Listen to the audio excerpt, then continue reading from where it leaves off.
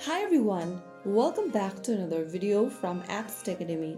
Today in this tutorial, I'm going to show you how to find your classroom code in Google Classroom application so that you can join classes quickly and easily. First of all, launch the Google Classroom app open on your phone or tablet, and then make sure that you're signed in using your Google account's credentials.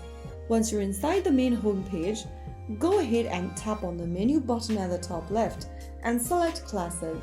From the class list, select the class for which you want the code. Once you select the class, choose the class from the class category and then, from here, click on the gear button at the top right corner. This will open up the class settings page from where you will be able to find your class code and other information related to the selected class. To find the class code, look for this class code option and tap on it, and you will then be able to copy the class code on your device's clipboard. Now you can go ahead and share it with students or classmates so that they can join into the class. And that's it. Now you know how to find a classroom code in Google Classroom quickly and safely. If you found the video helpful, don't forget to like, share and subscribe to the channel.